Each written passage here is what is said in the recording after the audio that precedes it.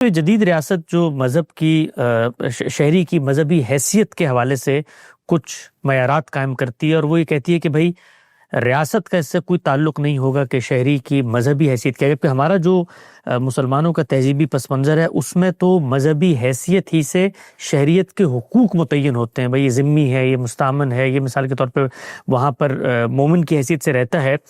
تو اس جو ڈائلما ہے، جو ایک کرائسس ہے ہماری ماضی کی روایت اور ماڈرن جو اسٹیٹ کرافٹ کے اندر جو تبدیلیاں آئی ہیں، اس کو حل کرنے کا کیا راستہ ہے؟ پھر ہمارے دین میں مسلمانوں کے حقوق بیان کیے گئے ہیں. یعنی مسلمانوں کو اللہ تعالیٰ نے وہ کیا حقوق ہیں جو دے دیے ہیں، ان کے فرائض کیا ہیں، ٹھیک وہ متعین ہے. میں نے ان کو حقوق و فرائض ہی کے عنوان سے اپنی کتاب میزان میں قانون سیاست کے زیر عنوان بیان کر دی. ٹھیک، تو اس کو دیکھا جا سکتا ہے وہاں پہ. وہ مسلمانوں کے حقوق و فرائض ہے. اب مسلمانوں کو کسی علاقے میں کیا حیثیت حاصل ہے؟ ایک حیثیت یہ ہے کہ آپ نے اس علاقے کو فتح کر لیا ہے.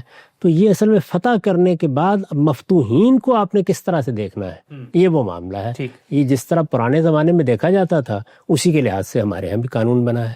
موجودہ زمانے میں جو قومی ریاستیں ہیں یہ وطن کی بنیاد پر بن گئی ہیں. اس میں آپ برابر کے شہری ہیں. یہاں آپ کے پاس طے کرنے کا کوئی حق باقی نہیں ہے. قومی ریاست میں ہر شخص اپنی جگہ پر کھڑا ہے. خود آپ کی یہ حیثیت کہ آپ پاکستانی ہیں وطن نے متعین کی، ظاہر یہ دین نے متعین نہیں کی. تو آپ جس معاہدے کے مطابق اب ایک قومی ریاست میں شریک ہے اس کو سامنے رکھ کر ہی طے کیا جائے گا نا کیا کرنا ہے اور کیا نہیں کرنا ہے. تو اس میں آپ اپنے طریقے پر کوئی بات کیسے کر سکتے ہیں؟ جو مسلمانوں کے حقوق ہیں ان کی جانب توجہ ضرور دلائی جائے گی. وہ ہمارے ہاں لکھے ہوئے موجود ہیں، وہ حقوق ہیں جن کو کوئی ان سے سلب نہیں کر سکتا. اس کو میں نے بڑی وضاحت کے ساتھ اپنی کتابوں میں بیان کیا ہے. بڑی وضاحت کے ساتھ جوابی بیانیہ میں ایک پورے نقطے میں بیان کیا ہے کہ ان کے کیا حقوق ہیں، کیا ذمہ داریاں ہیں. اور یہی معاملہ آپ اسلام اور ریاست میں دیکھ سکتے ہیں. تو مسلمانوں کے وہ حقوق اگر آپ ان کا مطالعہ کریں تو ان میں سے 90% تو اس وقت پوری دنیا میں مان لیے گئے. اس لیے ان میں کوئی مطالبہ کرنے کی ضرورت نہیں ہوتی. چند چیزیں ہیں ان سے متعلق گفتگو ہو سکتی ہے، اور وہی گفتگو ہم بھی کرتے رہتے ہیں، لوگوں کو توجہ بھی دلاتے رہتے ہیں، اور مختلف جگہوں پر وہ چیزیں مطالبے کی صورت بھی اختیار کرتی ہیں. وہ میں نے گن کے بتا دیا ہے کہ یہ حقوق ہیں جو مسلمانوں کے لیے اللہ نے طے کر دیے ہیں. ایک زمانے میں اللہ تعالیٰ نے طے کر دیے تھے لیکن لوگ نہیں مانا کرتے تھے. اب تو ان میں سے بہت بڑی تعداد ایسی ہے جس کو لوگوں نے مان لیا، عالمی سطح پر مان لیے گئے، بین الاقوامی قانون میں مان لیے گئے، بلکہ حکومتوں کو بین الاقوامی طور پر ان کی پابندی کرنی پڑتی ہے. تو اس وجہ سے بہت چھوٹا سا معاملہ ہے.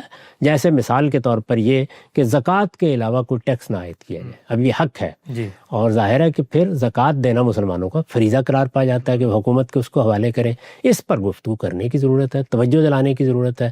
یا مثال کے طور پر یہ بات کہ مسلمان حکمرانوں کا فرض ہے کہ وہ جمعے اور عیدین کا اہتمام کریں، تو یہ ایک فریضہ ہے جس کی جانب توجہ دلانی ہے. اس میں کوئی شک نہیں کہ ایسی بہت سی چیزیں ہیں جو متعین طور پر بیان کی جا سکتی ہیں لیکن ان کا غیر مسلموں سے کوئی تعلق نہیں ہے. وہ مسلمانوں سے متعلق حقوق ہیں.